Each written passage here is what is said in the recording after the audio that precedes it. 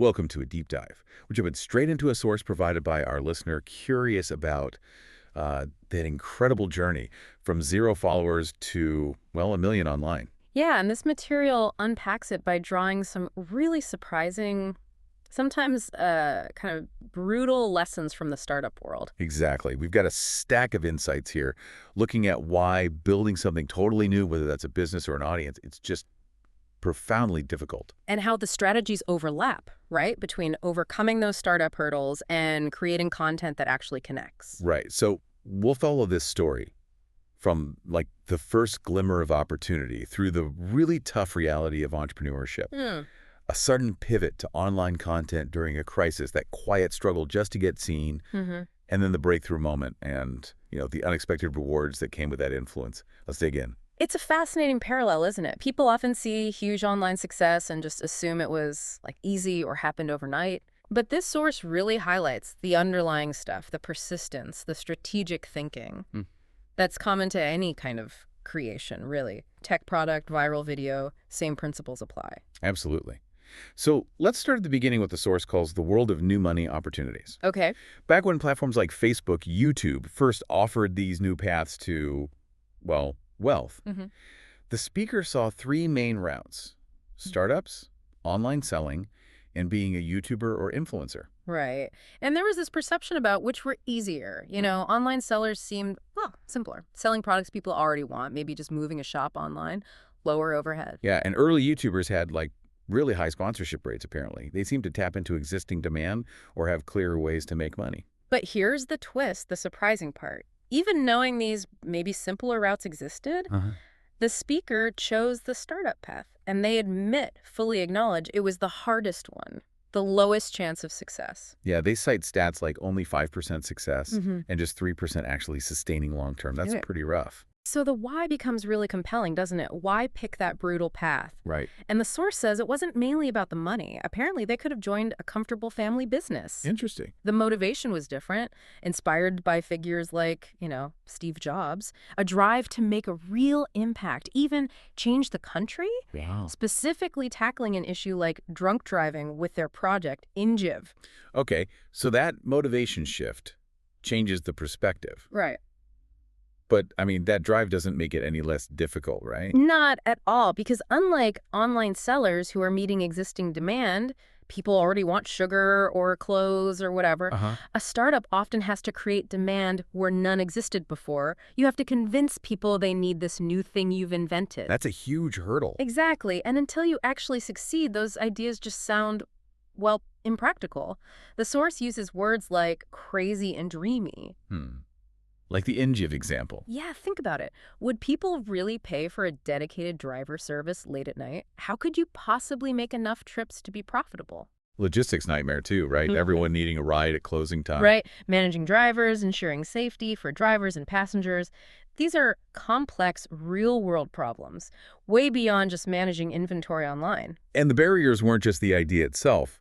Startups need serious cash up front.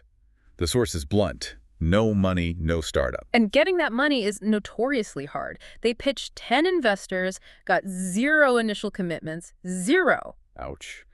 And this highlights a key difference the source points out. Startups are often a zero-sum game. Yeah. You're trying to dominate a market or create one, and there's usually a winner-take-all dynamic, like the Shopee versus Lazada example they use. Oh, okay. One platform often struggles if it can't match the scale of the other. Exactly. Whereas with online selling or being an influencer, you can kind of exist happily as a smaller player, a micro-influencer. But a startup often needs that critical mass or it just fails. So this incredibly tough startup journey is happening, and then boom, COVID-19 hits the world. Yeah, a massive disruption, and that forced a sudden, unexpected pivot. Traditional business got incredibly difficult. Right. So the speaker shifted focus entirely, started sharing knowledge online. But interestingly, the goal wasn't monetization at first. Oh. No, it was just about sharing expertise, hoping it might genuinely help businesses, maybe help people keep their jobs during that crisis time. So it started as this like altruistic thing. Pretty much.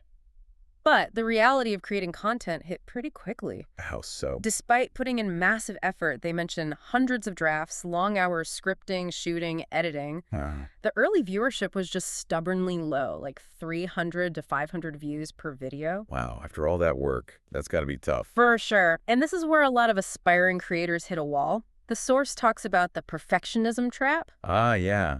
Where you work and work, but it never feels quite ready. Exactly, so you just don't release it. The speaker apparently overcame this by setting a super strict deadline, finish and publish by midnight. Period. Perfect or not. That's discipline. Shipping the content, even if it's not perfect, was the key then. Seems like it. But, that discipline doesn't stop you feeling discouraged. The source admits feeling tired, disheartened after a whole month of putting stuff out there with minimal results. I can imagine. And that dry spell, that period of low engagement, is just incredibly common for creators. You're kind of building in the dark. But the willingness to push through that, Yeah. that seems to be the difference maker. It often is. So they kept creating, even started experimenting with different topics, not just business, things like relationships. Okay, try different angles. But the video that finally broke through, the first truly viral one, wasn't one of those experiments. Where was it then? It was an analysis of the marketing strategy of Dr. Chad Chart, a political figure. And crucially, it was released right as his election campaign was peaking. Ah, timing. Huge factor. And speed, too. Because the speaker was doing everything personally, analyzing, scripting, shooting, editing. They could jump on that trend fast. Right when people were buzzing about him. Exactly. Posting that analysis 4 days before the election when people were actively sharing stuff related to the candidates. That created this powerful tailwind, as the source calls it. If they'd posted after the election. The moment's gone. The urgency to share, the relevance. It drops off a cliff. They caught the wave perfectly. And the source describes this incredible effect. Yeah. That one viral video, getting hundreds of thousands, maybe millions of views, it created a tsunami that actually boosted the visibility of all their older videos. The ones that had been sitting there with like 300 views. Right. The algorithm sees that massive engagement on the new video and starts thinking, okay, people who like this might like their other stuff too, and pushes it out. That organic lift must have been transformative. Totally. It took them from those low numbers to around 30,000 followers in the month right after that viral hit. Yeah. It just proves that initial struggle, that dry spell, often isn't wasted effort. You're building the foundation, honing the skills for when that breakthrough moment finally arrives. So learning from that breakthrough led the speaker to develop this core content strategy. They call it the single pattern or template-based approach. Yeah, and this is kind of counterintuitive, isn't it? In a world always shouting, be unique. Right. They found success not by constantly changing the format, but by mastering a consistent structure. The goal isn't novelty in how you present it, but making the format memorable. So the audience knows what to expect, but the subject inside that frame changes. Exactly. Think of like a hit TV game show. The rules, the set, they're the same each week, but the contestants, the challenges, they change. That keeps it fresh. Or like football, same field, same rules, but different players, different matches, make it engaging every time. Precisely. The structure gives familiarity, reduces the mental effort for the audience, and it has huge advantages for the creator too. Like what? The source mentions burnout zero. You're not constantly reinventing the wheel, right? Ah, that makes sense. It makes creating faster, more efficient over time. You just get better and better at executing that specific template. You become an expert in that way of telling a story. Like the Bruce Lee analogy they used. Fear the person who practiced one kick 1,000 times. Not the one who practiced 1,000 kicks once. Exactly. Mastering that single pattern becomes your unique strength. So the main template they talked about was this storytelling pattern, focusing on narratives about people or brands. Yeah, and it has a distinct structure they follow. Often starts with a really compelling contrast, maybe an underdog story. Like from the street to owner of 100 billion bat empire? Right. Something immediately grabbing. Then you detail the obstacles, the challenges they faced. Build that tension until you reveal the turning point, what they call the waves where things shifted. And then you bring it to a conclusion. And that resonates because people just connect with stories, Yeah. right? Especially overcoming adversity. Totally. Yeah. We're wired for it. The key, though, is picking out those significant waves or turning points in a long story. You can't include every single detail. Right, you have to condense. And the process of scripting these, especially taking, say, 100 years of history and squishing it into 3 to 5 minutes, That takes time. They said 1 to 7 days. Yeah, it requires really deep understanding so you know what's essential and what, crucially, you have to cut. You have to be ruthless. And the script itself needs to feel natural to speak. They use a phrase, you're like... Yeah, meaning it fits in your mouth or rolls off the tongue easily. It can't sound like you're reading an essay. And critically, that powerful hook at the start. Something suspenseful. Exactly, like their example. Can you get a new iPhone for $0? That immediate question just grabs you. And you need that memorable ending, too. Something so not leaving an impression. Right. But beyond just the structure and the script, the source revealed another layer using comment traps. Okay, what are those? Sounds sneaky.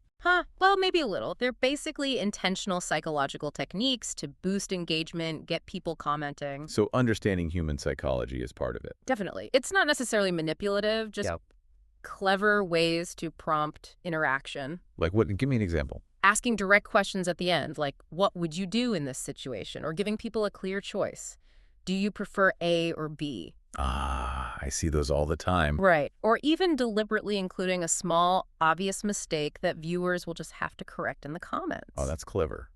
Or frustrating, depending on your view. Exactly. Using humor, relatable frustrations, maybe revealing info slowly to build suspense. It all encourages people to chime in. Okay, so translating these tough startup lessons into this strategic content creation, it led to some unexpected rewards, didn't it?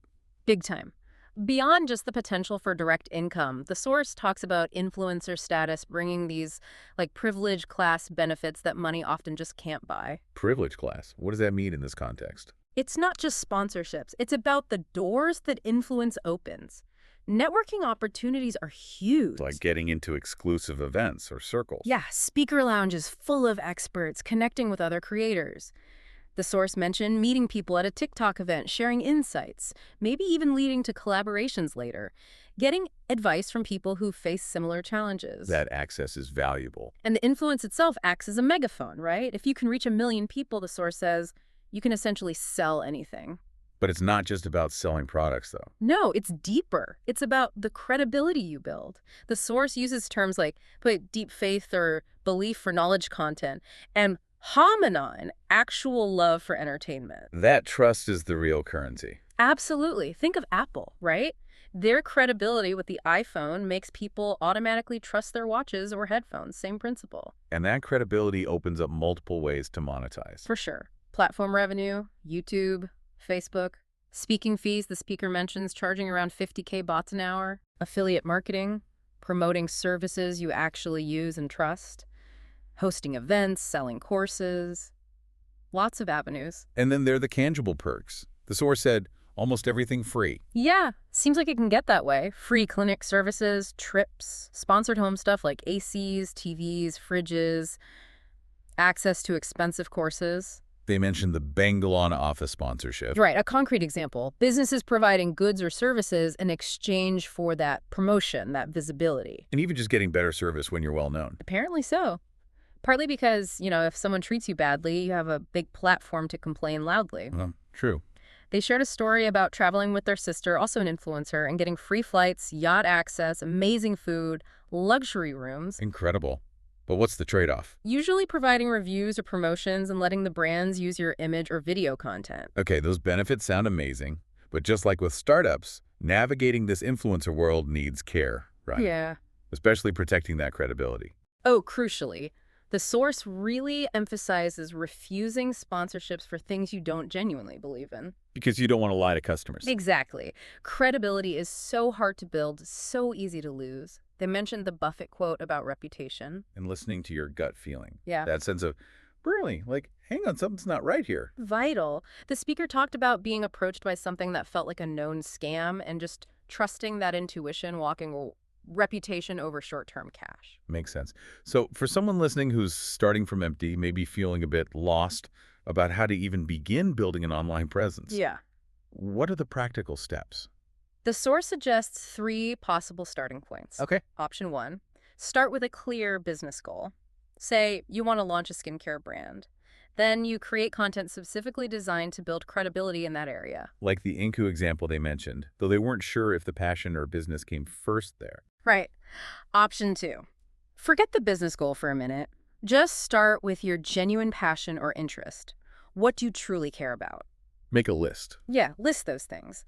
Then just experiment. Make content about them. See what clicks with an audience. That's kind of how the speaker started, trying lots of different topics. And option 3. Find a role model, someone whose style or content you really admire, and try to emulate them at first. Like tracing letters to learn writing. Exactly. Everyone starts by copying before they develop their own unique handwriting. The idea is, before you can be different, be similar. Get the fundamentals down. Okay, those are useful starting points. What else? Regardless of which path you pick, the source really stresses becoming a deep consumer of the platform you want to create for. Meaning? If you want to make great TikToks, you need to spend a lot of time watching successful TikToks. Understand the platform's culture, its rhythm. And practice by scripting out videos you see doing well. Yeah, analyze why they work, break down their structure, their pacing, their hooks. This brings us right back to that startup idea, the build, measure, learn loop. It applies perfectly to content creation. You create something, build, you put it out there, then you look hard at the data, measure. Views, watch time, where people drop off, the comments. Right. You analyze what worked, what didn't learn, and then you use those insights to refine your approach for the next piece of content. And you repeat the cycle. Consistency is important, but it's not just about churning stuff out. No, it's the continuous learning and adapting based on that data. That's what ensures long-term survival and growth online. Like animals evolving, right? You stick to your template, maybe, but you constantly refine how you execute it based on audience feedback. Wow, what a journey from the tough reality of startups to the surprising power of online influence. Yeah, it really connects the dots. We've seen how that grit, that need to create demand, the constant adaptation, it's all mirrored in building an online audience. Absolutely. And learning about that counterintuitive power of a consistent template. Right. Like a winning game show format you keep coming back to. Mm-hmm. Over just chasing novelty all the time. And exploring those incredible, sometimes really unexpected benefits that come with building genuine credibility and getting that powerful megaphone. It's clear that influence isn't just about follower count, is it? It's the trust, the connection you build. And how you choose to use that reach. It really seems to be that blend, understanding the platforms, understanding people, and having the discipline. Discipline to create consistently, yes, but also to learn relentlessly from the data. Those dry spells are normal. Totally normal. But the breakthroughs are possible if you keep refining, keep adapting. This whole deep dive really makes you think.